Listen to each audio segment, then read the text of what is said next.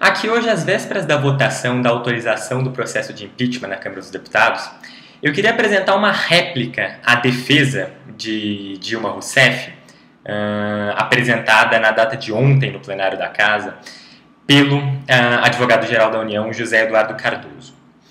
Bom, os crimes do qual Dilma está sendo acusada se subsumem basicamente ao item 6 do artigo 10 da Lei nº 1079, que diz que é crime de responsabilidade da Presidente da República contra a lei orçamentária ordenar ou autorizar a abertura de crédito sem fundamento na lei orçamentária. Bom, o que diz a lei orçamentária? A lei orçamentária do ano de 2015, a LOA de 2015, que é a lei número 13.115, em seu artigo 4º, condicionava a abertura de créditos suplementares à compatibilização com a obtenção da meta de resultado primário para o exercício daquele ano. Bom, com a palavra, o advogado-geral da União, que argumenta aí, então, que não haveria desobediência à lei orçamentária anual. Não há nexo nenhum, entre decreto de suplementação e ofensa às metas fiscais. Que palavras bonitas. Então, não há nexo entre a abertura dos créditos suplementares e o não atingimento da meta de resultado primário. Por que será que o advogado-geral da União acha isso? Vamos ver. Já participou de uma administração, sabe que o orçamento é uma previsão. Pode implicar em gasto ou não. É por isso que existem os decretos de contingenciamento. É para impedir que o que está autorizado não seja gasto. O que o governo fez é o que sempre se fez. Inclusive que o próprio Estado de São Paulo e vários outros estados fazem decretos de suplementação. Mas com um detalhe, o governo baixou o decreto de suplementação para permitir a alocação das verbas dentro do orçamento, mas impediu que se gastasse mais com isso, porque imediatamente após o decreto de contingenciamento, após o decreto de suplementação, baixou o decreto de contingenciamento. Vejam só que visão deturpada. Então o argumento agora é que porque a presidente contingenciou recursos em alguns setores, ela pode pegar esses recursos e gastar com o que ela quiser em outros setores. É isso mesmo? Ora, contingenciar recursos não é faculdade, é obrigação. Se ela não fizer isso, não vai ter as contas aprovadas no fim do ano. Se a meta de resultado primário não está sendo atingida, ela tem de contingenciar recursos. E isso não significa que ela pode pegar esses recursos que foram contingenciados e gastar no que ela quiser. A questão seria mais ou menos parecida com o seguinte: você está com as contas apertadas aí na sua casa e aí você começa a economizar no supermercado. Você vai no supermercado e compra arroz mais barato, compra produtos mais baratos em geral. Tá certo, é isso mesmo que você tem que fazer. Agora, não é por causa disso que você pode pegar esse valor que você economiza no supermercado e ir comprar bebida. Por favor, não é esse a lógica. Segundo, as metas fiscais não foram ofendidas. Por quê? Porque esta casa alterou. Então veja, é sim verdade que o Congresso Nacional aprovou uma revisão da meta fiscal no fim do ano passado.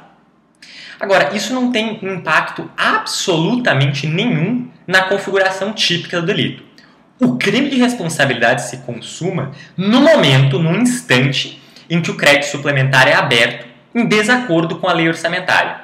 A ideia de que uma eventual alteração posterior da meta de resultado primário apagaria, retroagiria para extinguir a punibilidade desses crimes que já foram praticados é uma ideia absolutamente errônea que advém de uma interpretação completamente equivocada do texto constitucional, particularmente do inciso 40 do artigo 5º, que diz o seguinte: a lei penal não retroagirá, salvo para beneficiar o réu.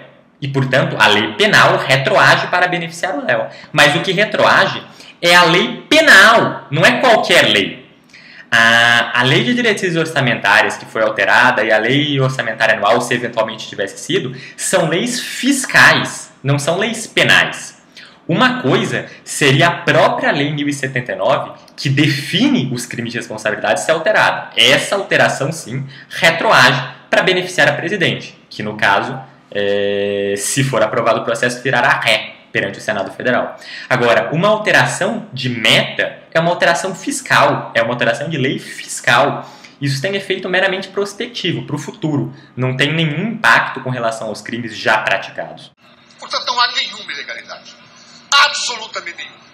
Mas vamos imaginar que houvesse. Vamos imaginar a AD argumentando tanto que houvesse. esclarece. Onde está o dolo da Presidente da República? Um crime de responsabilidade só se configura com má-fé. Onde está o dolo? O denunciante falou, o dolo está porque a Presidenta baixou os decretos. Ora, mais de 20 órgãos se manifestaram que devia ser feito isso. Inclusive a própria AGU, dizendo que era legal. Mais de 20 órgãos mostraram e atestaram. Como um Presidente da República, recebendo parecer de 20 órgãos, pega um decreto e deixa de assiná-lo quando todos os técnicos recomendam. Bom, aqui o advogado-geral da União parece desconhecer o significado da palavra dolo. Então eu vou explicar para ele. Dolo no direito brasileiro não é dolo normativo, aquele dolo que exige o conhecimento da norma que se está violando. O dolo no direito brasileiro é o dolo natural, é a mera intenção de cometer o ato. Já diz, inclusive, o artigo 21 do Código Penal, primeira parte, que o desconhecimento da lei é inexcusável. O sujeito não pode alegar que desconhece a lei e que, portanto, não sabia que aquela conduta que ele praticou era criminosa. Ora, a Presidente assinou os decretos, ela teve a intenção de abrir os créditos suplementares, ou vai dizer que a assinatura foi falsificada? Então, ela tinha a intenção de abrir o crédito suplementar, portanto, tinha dolo. Se ela sabia ou não que isso estava em desacordo com a lei orçamentária, é problema dela, e a falta de assessoramento, a falta de bom assessoramento, é imputável somente a ela e a mais ninguém.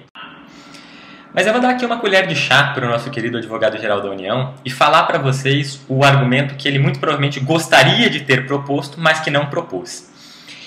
O que ele muito provavelmente queria se referir era, na verdade, ao erro sobre a ilicitude do fato.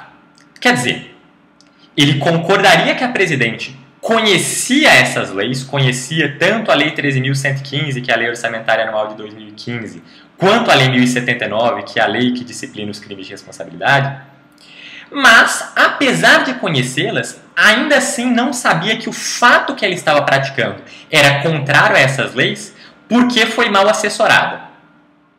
Ora, se o motivo pelo qual ela confundiu-se sobre a licitude do fato, certo? Ela, praticando um ato ilícito, pensava que praticava um ato ilícito, se o motivo para isso foi o mau assessoramento, então era um erro evitável. É um erro que poderia ter sido evitado, bastando para isso ter melhor assessoramento. E se o erro era evitável, dispõe o artigo 21 do Código Penal, agora na última parte, que a pena pode ser diminuída de 1/6 a 1/3.